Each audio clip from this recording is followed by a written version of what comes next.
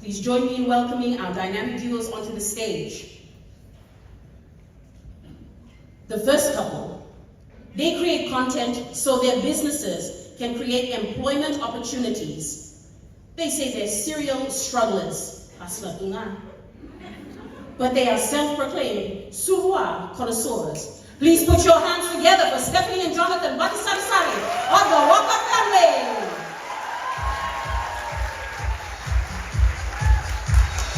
Please give them a round of applause if they make their way to the room with validation.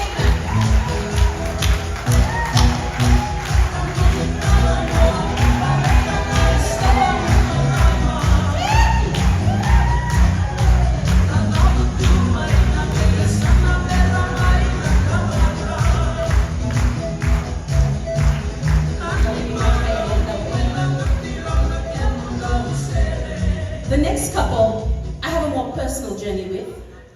I first met one of them when I was only 10 years old. She saw something in me at such a young age and has had an immense impact.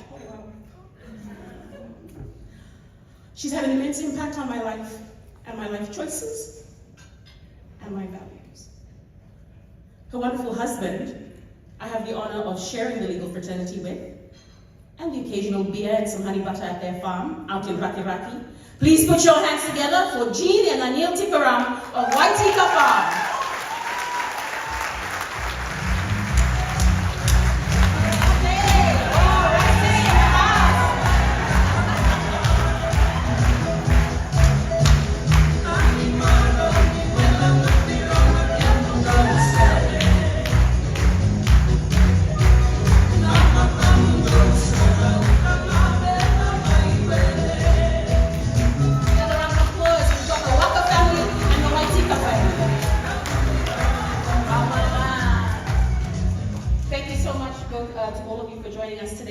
We're going to have this one a little different from the rest. We've got couples that are here to share their amazing journeys. Just with that, I wanted to remind everyone that Pigeonhole is still open. This last session is really about this, second last session, is about community engagements. We'd really love for you to ask questions, really asking them about what they've been doing in their spaces after they share their journeys. We'll get them to share their stories. In the meantime, we've got Pigeonhole open if you have any burning questions that you want to pop in immediately. But with that said, I'd like to invite Jonathan and Stephanie to share their journey.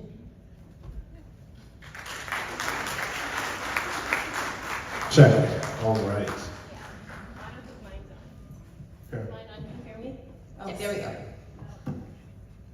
Thank you guys for having us. And obviously you guys know we do social media. So I'm going to show you guys how easy it is to make a social media post for your business, all right? We're going to do this live on the spot. When I count, I'm going to count down, all right? 3 to 1. When I get to 1, everybody's going to say, win, and you're going to throw your hands up in the air, right? Just like we did earlier. Okay, guys, you got to help us with this. So I'm going to do this on video. We're going to post it later today, all right? 3, 2, 1, win, right? Okay. Okay, crack it. 3, 2, 1. Win! All right, that's good. You're so good at this. That's good, all right. Okay, we're rolling. All right, we're here at the 2024 WIN Convention. 3, 2, 1. Now I'm a guy talking on stage to a bunch of ladies, so I'm going to go ahead and stop this video right now. There you go, and that's a video that's going to get a ton of likes for our brand, okay? All right, I'm a rower, so I'm going to hop off the stage. Yeah, we're going to head down on barefoot because I was nervous I was going to trip. Someone said, break a leg, and I said, I don't want to. All right, so I'm going to start off, and Stephanie's going to freestyle as we go along. She's a bit more of the freestyler. So our topic of conversation today was inspiring solutions for community success. And so what that means for us is giving hope, inspiring solutions. And that's what we use social media for. That's what we at least hope we're trying to use it for. Hopefully you guys see that in the way we utilize these platforms. We feel like it's the best way to remove the smoke and mirrors that often surrounds business. There are, at least in the north, any CBM in the house tonight? Yeah, okay. At least in the north, there's a real smoke and mirrors around business. And it's hard to crack, it's hard to get ideas, there's not a lot of sharing of information. And so we want, there's two types of leaders. There's inspirational, and then the second, what is the second type now? So an inspirational leader, we want to be the inspirational leaders anyways. We want people to look at us and feel like, oh, if they can do it, we can do it. And so that's what we're trying to do through social media. And I have a story for you guys. So this is a story about a guy, and he died. At least all of his friends thought that he was dead. His friends go fishing in this boat. They're on the water, net fishing. They see this guy walk. There's still a silhouette of a man walks down to the shore. And this guy calls out to them. He's like, have you guys caught any fish? And his friends are like, no, we haven't caught anything. He's like, all right, then throw your net on the other side of the boat. So they throw the net on the other side of the boat. And they catch a bunch of fish. Actually, they catch so many fish that the boat starts to sink. And at that moment, they realize that this friend that they thought was dead, he was actually a really good fisherman. He was actually a carpenter by trade. All right? They realized who it was. And one of the guys actually jumped off the boat and swam to shore. And they came to shore on the boat. And when they got to shore, they realized that, oh, wow, this guy's already prepared breakfast. And he said, hey, come have breakfast with me. And there was fish on the fire. That's like the best way to have fish, I think. Ikatabu, right? Fish on the fire, just fresh, like that. So they came, he had already made breakfast for them. And they enjoyed a meal together. And it was at that point that he said, go and feed my sheep. He also happened to have a big following of people, and these sheep were people. And obviously the guy that I'm referring to is Jesus. I'm not trying to get religious, but he is the guy that we model our business practices off. And the inspiration that we get for a lot of the ways or the ideas that the ways that we conduct ourselves and the ideas that we have are from this man. And in this story, I think we can say he's a pretty influential guy. Whether you're a Christian or not, whatever. I mean, BC, AD, the calendar reflects his life. And so we choose to model after that. And so the first thing that we realized about this story was like, hey, an influential guy in his community, or at least amongst his group of friends, the first thing he did was he gave them advice that helped them win. And he said, throw your net on the other side, right? And so before expecting people to follow him, and before expecting, he just I'm an authoritative figure, you guys gotta listen to me. He was like, hey, here's some advice to help you win, and they won. They caught a bunch of fish, 153. A good day for me is like 5 or 10. After that, he served them breakfast. That's crazy. Everybody talks about the fish and the crazy catch in this story. I'm like, that's weird that Jesus served them breakfast. So he served his staff, he served his community, he served his friends, and a lot of us want to just and there's a lot of toxic leadership in the workforce today that's like, you just listen to me because I'm in this position. But they don't earn it, and I think we strongly believe in servant leadership. Yeah, we've come into the country, and with our businesses, that's been a big priority of ours, is coming in and serving people first. So if some of you don't know us or follow us, we do, put our lives out on social media. How that kind of started is John is from Fiji originally, was born here, his dad's from here. And we've been coming back, we've been married now 12 years, we've been coming back every few years to visit family. And we just saw that there was so much opportunity for business in the country. I think it's easier when you're overseas, you see what's going on there, and you come back here and you go, oh, there's so many holes of opportunity that you could utilize, why is that not happening? And we have a business in Canada currently, that's how we're able to come here and fund ourselves to do that. It was a business that I started when we first got married, so I was 21. And I actually started because I had the worst bosses, horrible people. And they kind of just tortured me to the point where I was like, you know what? I could probably do better than them. I could probably make a space for people to work where they didn't hate it.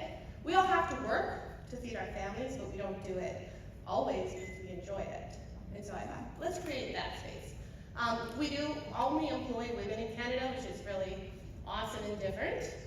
Even for Canada, it's something that we've just pursued wholeheartedly. And then after we had our first son, I asked John to quit his job and come run the business there for me. Yes, ma'am. That's an answer. Yeah. Well, you ladies know, with having kids, it's so hard. You just don't really know what's going to happen. I kind of went 3 months before we had our first son. I went, what if I die? What if I go into surgery? What am I doing? But it was okay. In labor, I was answering phone calls. It was fine. We got through it. Sure. And then one thing that you guys might not know about us, when we decided to move to Fiji, John wanted to pursue business here, and I love business so much. But it was actually my idea to kind of make the big jump. A lot of people always say, oh, your wife, she's so lovely and like following you, but John would never have asked me to do that. He would have never been like, honey, we're going over to Fiji, because he would have known how opposed I would be to something that I wasn't fully prepared for. So that's kind of why we made the jump over here. We currently have a coffee shop in St. Gunga. That's our small little town that we live by. It's the ghetto, baby. It is, but we love it. So it's where John's family is, and we employ women at that coffee shop. And the first thing we did when we opened it, we had women in there, and they were all kind of new to working in business. And the first thing we did, we have an outside bathroom, which the tenants upstairs had like their sewer pipe over the toilet door, and it had been leaking and had like their toilet fecal matter all over the door. And so obviously you have customers come in, you had to fix the pipe, and then the poop needed to be removed. And so when we came in, I was like, oh, I have to be the one to clean the poop. Because my staff need to see that there is no job that's too low for them to do. Like, it's me as the owner of the business, if I can come in and actually scrub off the poop and like be like, this is great, our customers now have a clean toilet. Then they can come into this and go, I can clean the toilet. It's fine, the owner did it. And our manager has a really good outlook of now serving our staff, so our staff know that they can serve our customers full-heartedly. The other thing that we've been currently working on, we just launched our media company. So we launched it It's a couple weeks ago. Yeah, not too long ago. Yeah. And so we use media to get the word out there. And I believe that you guys, if you guys have a business, every company should be a social media company first, and then do what you do. In this day and age, there are a lot of people that have built their businesses without the use of social media. But it is the best way to leverage audience and the time that you have. And so when we make a post, we're able to reach a bunch of people. So first we create the audience. That's our idea behind this. Is first we're going to create the audience, and then we're going to create the businesses. So once we have ideas and we line up everything, we think it's a good idea. There's like 400,000 people that we can make a post, and then everybody sees. And then as long as we just keep that word going, you guys, when you guys think of a media company, and we say Walk In Media is now launched to help businesses use social media and NGOs to use social media, you guys are like, oh, Walk In Media can help us with that. And that's how that works. So I just think that please use social media. Nobody cares about really much about the what that you sell or the service you provide. It's about the why. And that's what we want to show is like, our last name isn't even Walker, our last name is Baksai Center. That's a name from But you can call me Mrs. Walker, so Yeah. that's the best name. But that just means that the branding is working, right? And so you are a unique person. You are unique, and you have a unique story. You think that like we're unique because we moved to Fiji and blah, blah, blah. No, like, you know how many people can relate with your story? So be a personal brand, and people will follow you, and they'll be interested in you. And when you have a product, they'll know you, they'll trust you, and they'll buy from you. Yeah, I think a really great example of the impact of that is our coffee shop in St. Gunga. Like you said, it is in the ghetto. It's actually in a terrible location. It's not on the highway. You would actually have to search for us. If you go through St. Gunga, if you remember that we're there, we're off the road, like down a ways. It is a miracle that people can find us. We don't have a lot of local support. People in town don't come to have coffee. It's actually mostly people from Suva, people from overseas, people that follow us on our social media. That's what keeps it afloat. And it's surprising because you're like, how is anyone coming to find us in this little piece of heaven? And they make it there. So we're really pleased to see the impact of that. And even if you guys are too shy to be in front of the camera, I know I am. John the other day was in the rugby stadium, and he was just doing like a film in front of like 500 people watching him. And I was like, oh, I'd rather die than do that. That is horrifying. But then at the same time, I just forced myself to get out there and do that. You don't even have to have your face there. You can get one of your staff to help you, or you can go around your store, or whatever product you have, and just talk about it. And the more you do it, the more comfortable you will be in front of the camera.